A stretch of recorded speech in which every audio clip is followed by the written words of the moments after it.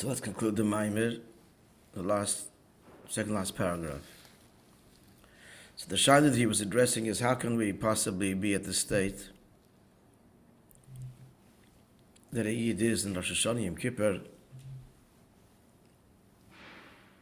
and that is to be the head and dashba on the year round. When state there profound inspiration, the essence of the answer is the essence, that there's no difference between a Yid Rosh Hashanah Yom Kippur and a Yid year round, because the Nekud of Mesiras Nefesh is there. That's a Kedoshim B'chol Yom Yalalucha Sela. The difference is the awareness of that, the inspiration. So that differs widely, but not the Nekuda. And therefore, the Avodah is to bring all of those Inyanim into the year.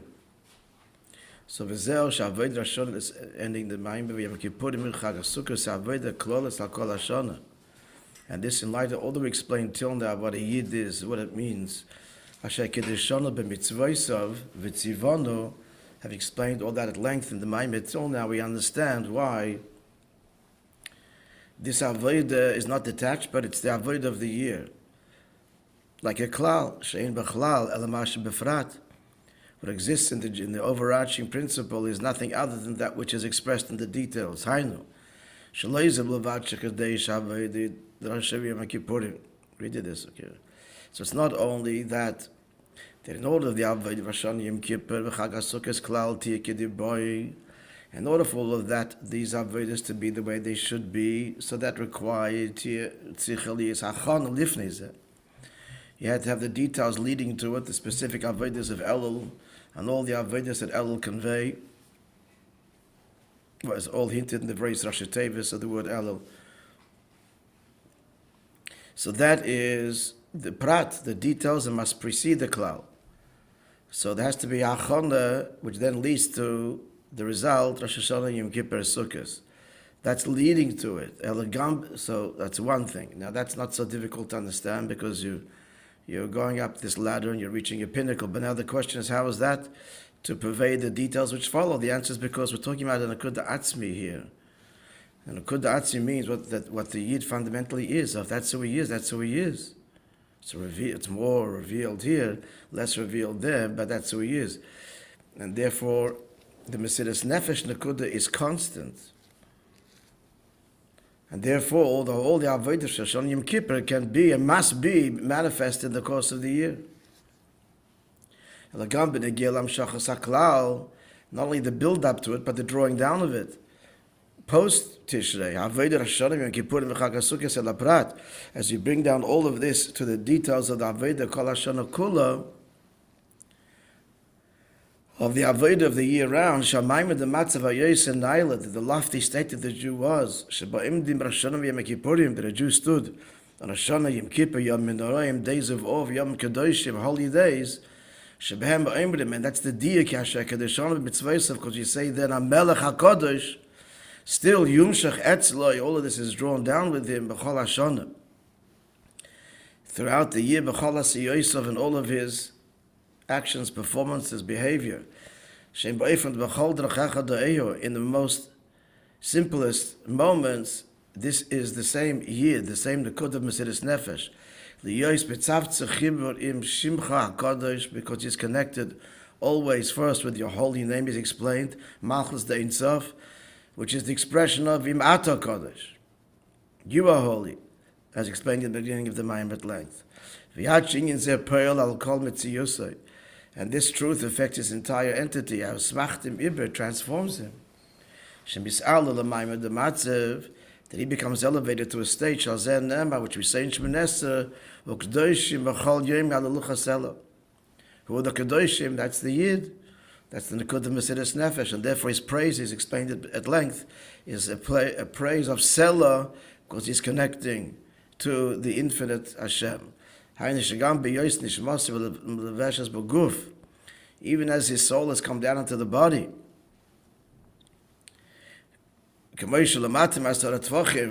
Here in this world, he is part of those, he He's still called holy. He's still not part of the world, even though he's in the world. And if he forgets that, he's reminded, painfully. Because it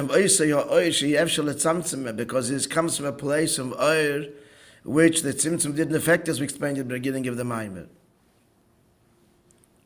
The Shimcha Kodesh. And therefore, and all of his actions, with which he carries out the commandment, know God in all your ways. They explained the diak of the no, the eyu. That was explained in the previous paragraph. All of his actions, whatever they might be, whatever the Inyan of ha'tchek, whatever its individual content may be, what is it? It's Hilul HaKadosh Baruch Hu. It's, you look at him and you see the praise of God,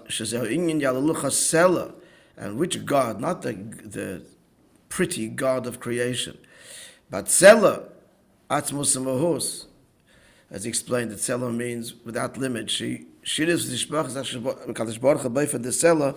So he mentions again now that the praise here is in a way of Sela, which means forever, as the Gemara says, whenever these three words appear, there's no, it doesn't stop. So his praise is not God simply as creator. He reveals the Eibishter himself, and as he's saying here in the Maimer, in what? In the smallest things that he does. In the smallest things he does, we're struck, and we see this is not stam.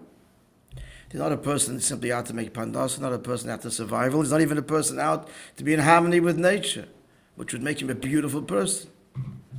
That's not what we see in him. We see in every nakud of him, we see likus. We see the halaluch hasela.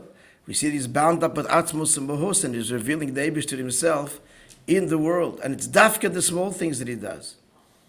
There's something about the Jew that makes him otherworldly completely. So if we don't embrace it, we make the world very nervous. Because we're otherworldly, we're a threat. What is this? And if we embrace it, it's godliness. But if we don't embrace it, the world senses you are different, fundamentally.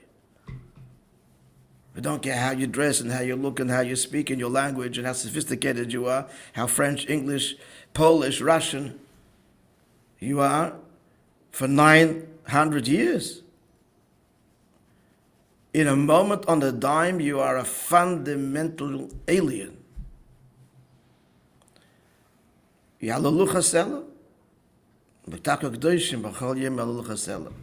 So the moment the Rebbe is saying that now we're ready to embrace that, the world is ready rather, to understand that by a Yid living this transparently and openly and unabashedly, and yes, he's different, he's in the Shoma, which is a Chelek Elikah, he's a Kodosh, and we're here in the world to bring that holiness to the world, and you are part of it.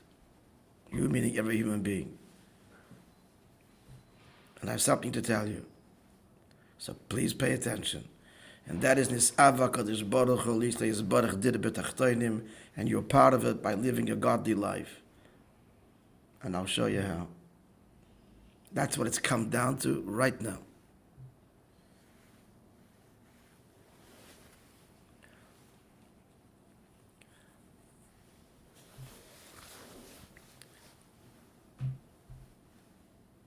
As I mentioned on Shabbos, the spokesman that says Jews, they're afraid of death. And he says, they'll never defeat us. Someone who's afraid of death can't defeat a people that is not afraid of death. He says these words, they will not sacrifice one person. Did you watch the video? They'll not sacrifice one person for any ideal and ideology. All they care about is money. So where does he get this from? What do you think he was to get from? Valacha. Comes to Shabbos and life is threatened, so we overwrite Shabbos. And he's saying, so you'll die. That's no point in you go to heaven because you kept the Sabbath. And the Jews put the life before everything.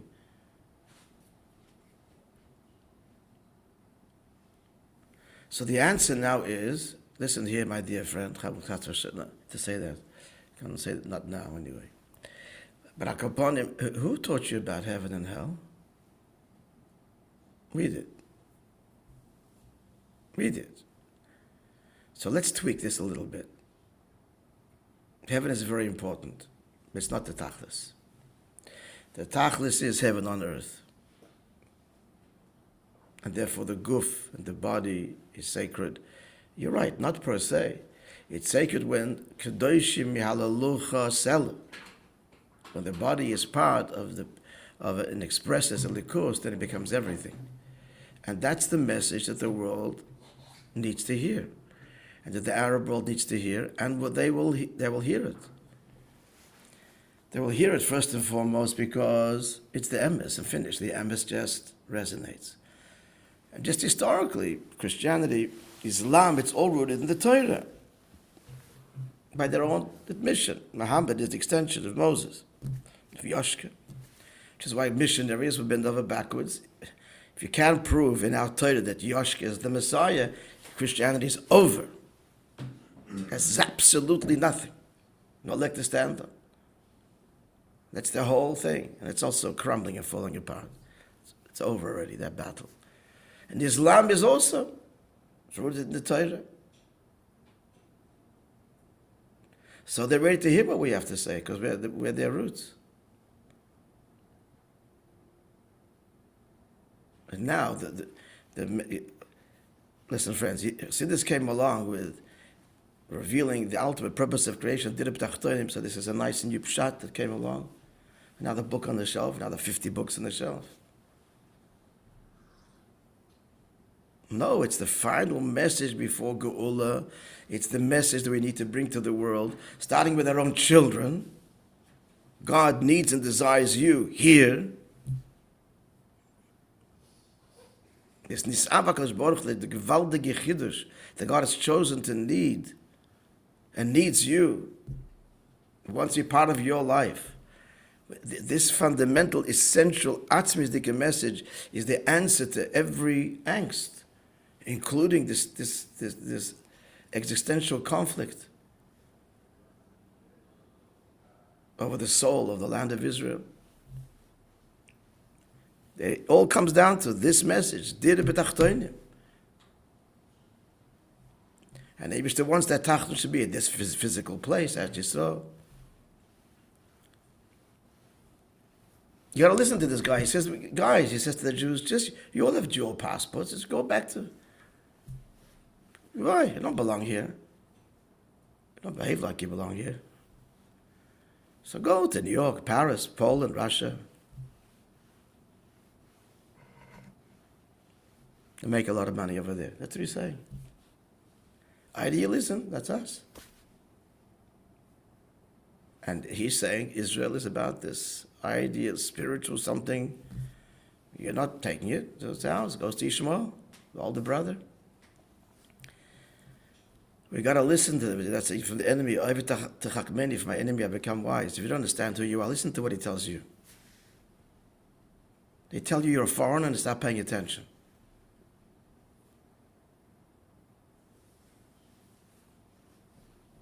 Thousands of years they're telling us this. It's time to wake up now. From this great cheshech has to come the great oir. And Be'ezer Hashem, it's happening. It really is happening. Including the Maimer. All of the above, everything we described till now is primarily about the connection of the neshama with the Eibishter. And it's mitzad the neshama dafke. That's mitzad the neshama. Mashiach said, when Mashiach comes, and it's starting now, then will be fulfilled the promise that the flesh will see, and that's starting now. So then Oz Yeh Kisher, the Atzmos Eretz Baruch Gamim Aguf, this will embrace not just the neshama but also the body. V'yad she'afilu ad neshama tin izonis ben aguf. The neshama will be nourished from the body because the body is rooted in Atzmos. V'yirotz she'eh oz zeh b'kadev mamish, may be very soon, but B'bias Mashiach Tzidkeinu, Ba'gola Didan in our time. Amen. Next Maimer.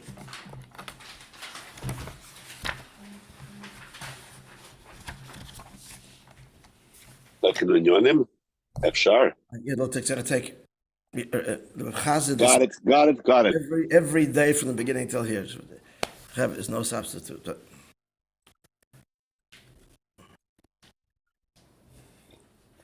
I said the beginning of the Maimon, the beginning of the Shir also was a summary of the Nakudah.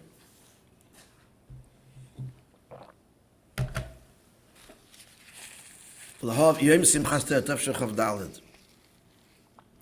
Lahav Inyan Mashiv Moishe the Geshem, to understand the Inyan of that we say it causes the wind to blow and the rain to fall. Shemaschilim Leim B'Shmini Atzeres, like we say, we start to say in Shmini Atzeres. Kedisa b'Mishnah, the first Mishnah Masechta Tainis begins with Me'emesai Maskirin Gvuris Geshamim. When do we start mentioning the power of rain? The answer is Miyom Tov. The final conclusion is the halach is Miyom Tov Ha'acharin Shel Chag, the last day of Sukkot. So you have to understand this Inyan. What's the question?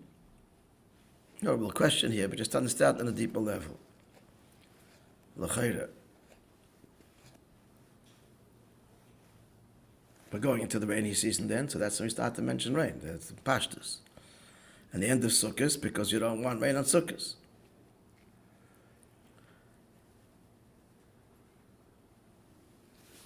Actually, I should look up. Maybe there's more there in the Shaila here. The next question is definitely clear.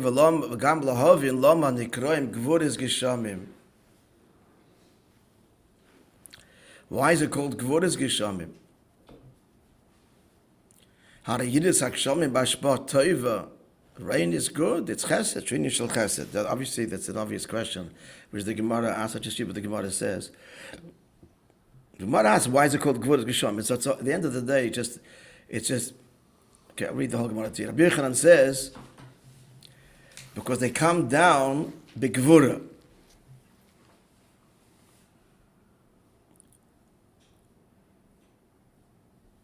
So how so? See, the pasuk says, it's all association of words of psukim. The pasuk says, Oyse gedolis adein cheker. He does greatness, which is unfathomable. When the flies had a mispah, this 2 maamarim ago, and wonders that can't be counted. Then that's one pasuk. Then the pasuk says, the next pasuk in Iyuv, the hemshech, hanoisin moter apnei haaretz. He sends rain upon the land, v'shalech mayim apnei chutzis, and sends water upon the fields. So how's the inference? So this pasuk began with, in talking about rain, it introduced it with Gdoilis adein cheker, unfathomable greatness. Yeah? So we have the word cheker describing rain. It's unfathomable. And about creation, what do we find? Rabbi Shila explains about creation, it says, Halo yadaita im lo shamaita. Have you not heard? Don't you know? Have you not heard? That Hashem who creates the ends of the earth, he neither goes faint or weary. There's no fathoming his greatness. So we see that Ein Chek is also used to describe creation. And then the final point, and then he says about creation, Meichin harim b'koichai nezer b'gvura. That's the point here. Who sets from the mountains with your strength, was girded with might. So it's using creation in connection with what? The word gvura. And creation is connected to cheker. And then cheker is mentioned in connection with rain. Bim bam, hence the connection to gvura. So it's a association of psukim. That's the answer the Gemara gives. But the Rebbe is asking, this is asking, okay, we find the pasuk, you find that the pasuk associates, by association, rain with gevura, because it associates rain with creation. The creation is called gevura, but rain is chesed. Simple question. So we actually don't use Gvurot. Pardon? We don't use Gvurot Geshamim in any of our liturgy, right? There's no such a... In our actual davening. We don't associate Gvurot. We don't say the word Gevurah, no. But we say it in, when do we say Mashiv ומוריד הגשם? In the second bracha by B'chaya Mesim. Huh? Yeah, but that's Pardon? In Atagibor, right? Ata Gibber. But that's a daily thing, it's not because it's also Molidatag. Pardon? Atagiba is also Molidatag. It's also made at all. Yeah. Maybe in the thing we add on Shmini Atzeret, do we mention Gvurot Geshamim? And when we introduce In that filler, yeah, you're right. Yeah, but it's not mentioned year round.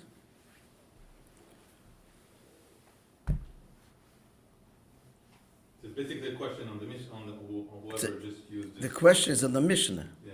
Why is the Mishnah called Gevurah Geshamim? Yeah.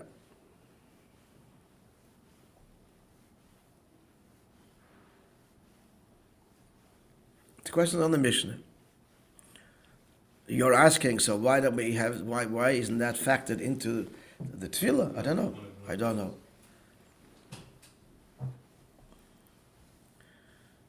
No, the Gemara says, why do we mention rain in the second bracha? Why we ask for rain in the ninth bracha is obvious. We're asking for panasa there. V'varech Hashanim.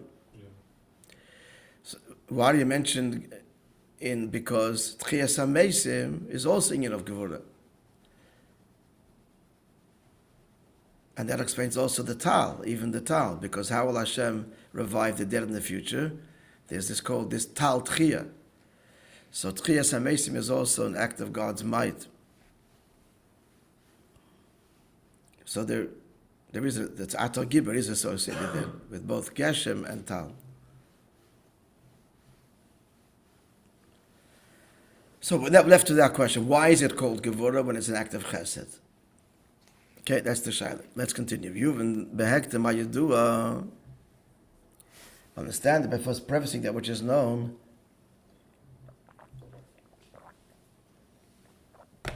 Shoelam nivra b'midas hadin. The world was created with the attribute of justice. Or so Hashem initially planned. Actually brings this. He saw the world can't endure with Gevurah alone. Shitif imoy midas harachmim. So he fused it, partnered it with the midah of compassion. That's why it starts Bereshis bara Elokim, but it concludes with B'yoyim asois Hashem Elokim. The beginning, Hashem desired to create the world with Gevurah. Then he saw that the world can't endure, and so he fused it with the midas harachmim. It's not understood how the midas hachesed, the marker kol havaya. Chesed is the source of all of existence. It's an expression of God's creative power. What does it mean? Shedavke midas hadin, the attribute of din, shemidas gvura v'tzimtzum, which is withholding and constraint, tiyemakir kol hachayim, be the source of all life. The source of all life is an act of benevolence, an act of revelation. So how is it possible that betchila, he doesn't stress so much, but he said, not so much. Here, the way he describes it is that he did. In the beginning was. Not that he thought to and changed his mind. But he did create Midas Hadin. And then later, partnered it with Midas Harachmim. But how could it all start with Midas Hadin when creation is an act of Chesed? And Pashit. Chesed precedes Gevurah. So what does it all mean? And as we learned, the Zohar says explicitly, we learned that all the days of creation, Chesed accompanied each day. Olam Chesed Yiboneh. The world is created through Chesed, and it's the one midah that accompanied all of the other midahs. So what does it mean here? That the world is created with midas hadin.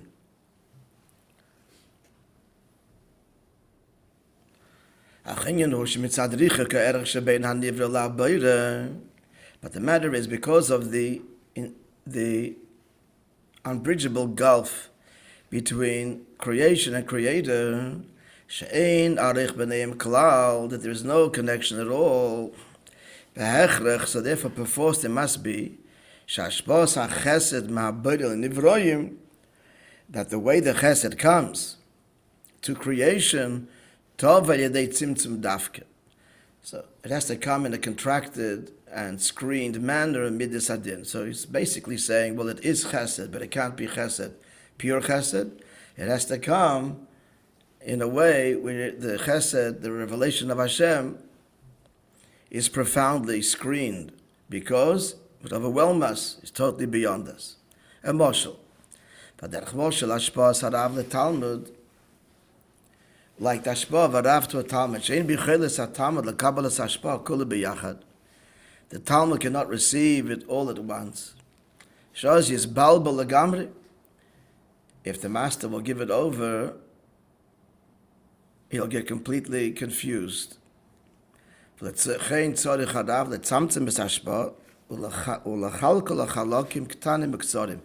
to contract it and divide it into small parts. The student receives it piece by piece until he gets all of it. How does that answer the question? Pardon? How does that answer the question?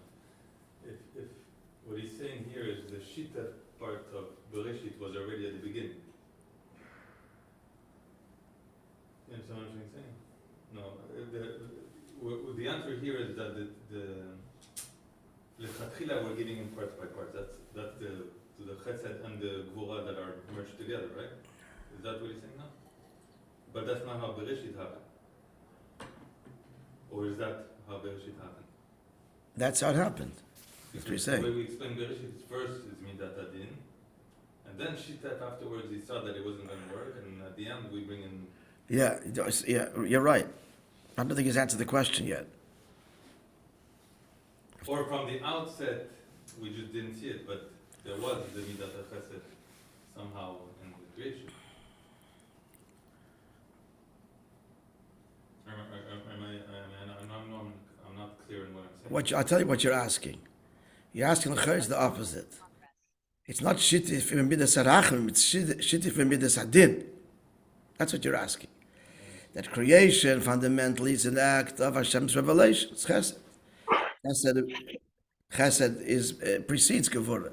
But in order for us to receive it, we need it to be in this tzamtzum. So it starts with chesed and then Gevurah, not the other way around. That's what you're asking. Now the Moshel so far has explained it the other way. So it should be, we don't have the answer to that right now. Let's go further. I don't know. Let's see. And I don't know if he's going to answer it here either. I didn't learn further. No, I was, okay, you reverse it, but I was asking on the Midrash. The Midrash was saying he started off with din, it didn't work, right? But what's the nimshal? I mean, what's the mashal that we're giving on? So I'm saying your question in a different way. It's the same question. No? Yeah, okay.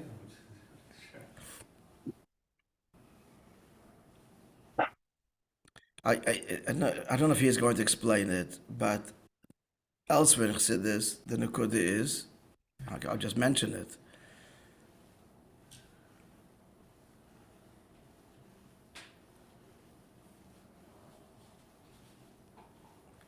Because the whole Kavon is to reveal that Midas Hadin is, and Tzimtzum is as much him as his Gilui. That's the Kavon.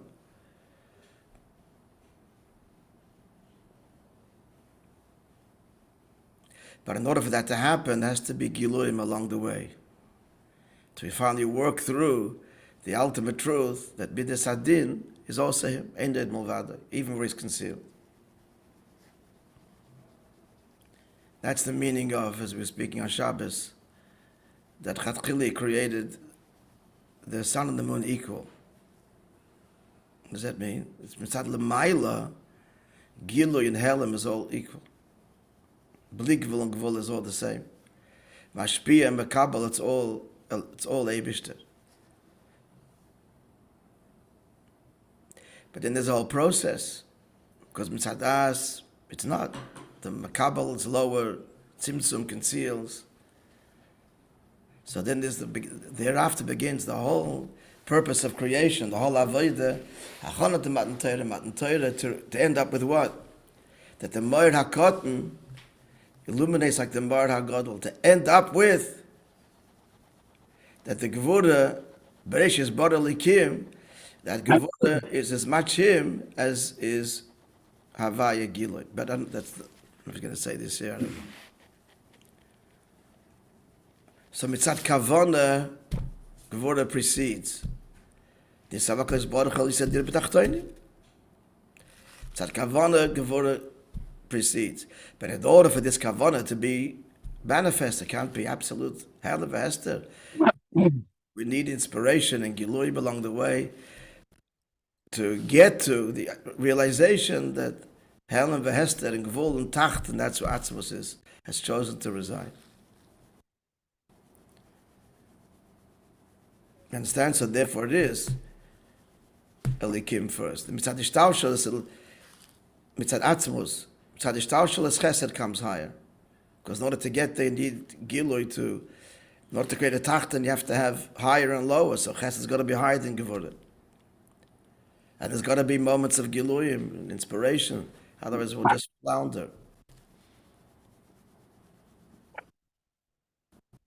But the Maimon is going to say that to you. Whether the Maimon is going to say that here, I don't know. You follow what I'm saying?